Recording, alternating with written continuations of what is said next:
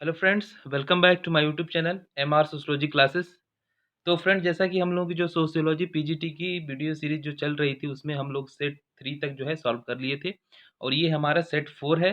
और ये जो सोशियोलॉजी की जो ये वीडियो सीरीज है ये आपके एग्ज़ाम के लिए बहुत ही महत्वपूर्ण है और इसमें जितने भी क्वेश्चन हैं सारे के सारे इम्पोर्टेंट है।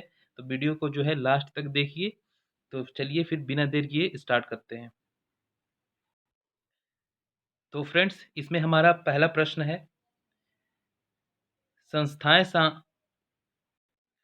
सामूहिक क्रिया की विशेषता व्यक्त करने वाली कार्य प्रणाली के स्थापित स्वरूप अथवा अवस्था को कहते हैं।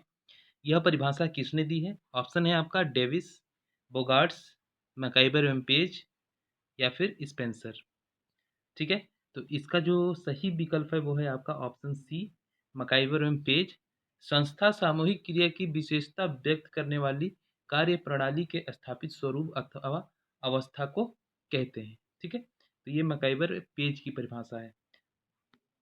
अगला प्रश्न है, संदर्भ समूह की अवधारणा किसने दी है? हर्बर्ट हाइमन, मैकाइबर, स्टॉफर या फिर बोगार्ट्स। तो इसका सही जवाब है आपका ऑप्शन ए, हाइमन ने। ठीक है, अगला प्रश्न है, समूह से हमारा तात्पर्य व्यक्तियों के किसी भी ऐसे संग्रह से है जो एक दूसरे के साथ सामाजिक संबंध स्थापित करते हैं। इंपॉर्टेंट है ये कथन। और यह परिभाषा किसने दी है? तो ऑप्शन है आपका मर्टन, मैकाइबर एंड पेज, बोगार्ट्स या फिर जॉनसन। ठीक है, तो इसका जो राइट आंसर है आपका ऑप्शन बी, इसका सही जवाब है। मैकाइबर एंड पेज ने यह परिभाषा दी है कि समूह से हमारा तात्पर्य व्यक्तियों के किसी भी ऐसे संग्रह से है जो एक दूसरे के साथ सामाजिक संबंध स्थापित करते हैं। ठीक है, अगला है, परिवार निम्नलिखित में से किसका उदाहरण है? प्राथमिक समूह का, द्वितीयक समूह का, बाह्य समूह का या फिर इनमें से कोई नहीं।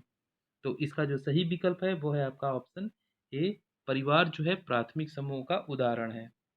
अगला प्रश्न है, इंपॉर्टेंट प्रश्न है, प्राथमिक समूह की अवधारणा किसने दी है? किम्बाल यंग, जिन्सबर्ग, कूले या फिर मैकाइबर ने।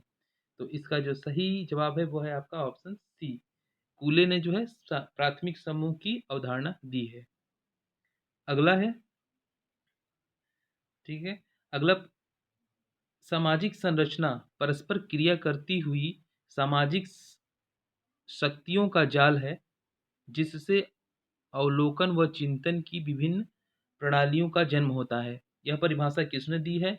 ऑप्शन है आपका कार्ल मैनहीम, मैकाइबर, मर्टन या फिर पार्सन्स ने। ठीक है, तो इसका सही विकल्प है आपका ऑप्शन ए, कार्ल मैनहीम।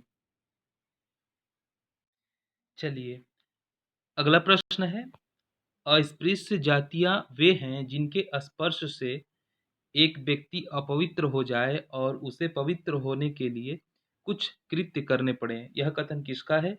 ऑप्शन है आपका हटन, मैकाइबर, के एन शर्मा या फिर मर्टन। तो इसका जो सही विकल्प है ऑप्शन सी है, के एन शर्मा का ये कथन है। अगला है, काका कालेलकर। काका कालेलकर ने पिछड़े वर्ग के निर्धारण का आधार क्या माना? तो इसका ऑप्शन दिया गया है व्यक्तियों को, परिवार को, जाति को या फिर व्यवसाय को। तो काका कालेलकर ने जो है पिछड़े वर्ग के निर्धारण का आधार माना है, तो जाति को माना है। ठीक है, अगला प्रश्न है, पिछड़ापन निम्नलिखित में से किसका लक्षण है? तो पिछड़ापन जो है किसका लक्षण है? ऑप्शन है आपका व्यक्ति का, जाति का, व्यवसाय का या फिर इनमें से सभी। इसका सही जवाब है आपका ऑप्शन बी, पिछड़ापन जो है जाति का लक्षण है। अगला प्रश्न है, भारतीय संविधान में पिछड़े वर्गों के निर्धारण के लिए किसे आधार माना गया है? गरीबी को, सामाजिक व शैक्षणिक पिछड़ापन को, कृषि को या फिर व्यवसाय को। सही जवाब है आपका ऑप्शन बी, सामाजिक व शैक्षणिक पिछड़ापन को। अगला प्रश्न है, काका कालेलकर आयोग की स्थापना किस सन में हुई थी? इंपॉर्टेंट क्वेश्चन है। इसमें ऑप्शन दिया गया है आपका 1947 में, 1952 में, 1950 में या फिर 1953 में। सही जवाब है आपका ऑप्शन डी, 1953 में। अगला है सती प्रथा निरोध अधिनियम कब बनाया गया था? ऑप्शन दिया गया है आपका 1900 में, 1829 में, 1961 में, 1950 में। सही जवाब है आपका ऑप्शन बी। ठीक है, इंपॉर्टेंट प्रश्न है ये। अगला है कौन सा अनुच्छेद धर्म और भाषा पर आधारित अल्पसंख्यकों को शिक्षण संस्थाएं स्थापित करने का अधिकार देता है? ऑप्शन है आपका अनुच्छेद 30, अनुच्छेद 29, अनुच्छेद 20, अनुच्छेद 27। तो इसका सही जवाब है आपका ऑप्शन ए अनुच्छेद 30। अनुच्छेद 30 जो है धर्म और भाषा पर आधारित अल्पसंख्यकों को शिक्षण संस्थाएं स्थापित करने का अधिकार देता है। इस इसका मतलब इसको ध्यान में रखेंगे, इंपॉर्टेंट है।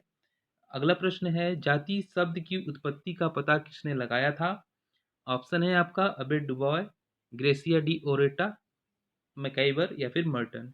तो सही जवाब है आपका ऑप्शन बी ग्रेसिया डी ओरेटा। अगला है जाति व्यवस्था के अध्ययन के लिए जाति व्यवस्था के अध्ययन के लिए विशेषज्ञों की एक सेना की आवश्यकता है। यह कथन किसका है? ऑप्शन है हट्टन, मैकाइवर, ब्लंट या फिर कूले। तो सही जवाब है आपका ऑप्शन ए ब्लंट का। ब्लंट का कथन है जाति व्यवस्था के अध्ययन के लिए विशेषज्ञों की एक सॉरी इसका जो राइट आंसर है आपका ऑप्शन ए है हट्टन का। ठीक है, जाति व्यवस्था के अध्ययन के लिए विशेषज्ञों की एक सेना की आवश्यकता होती है, यह कथन है हर्टन का। अगला प्रश्न है किस विद्वान ने जाति की 8 सांस्कृतिक संरचनात्मक विशेषताओं का उल्लेख किया है? ऑप्शन है हर्टन, घुरिये, कूले या फिर दुबे। इसका सही जवाब है आपका ऑप्शन बी घुरिये।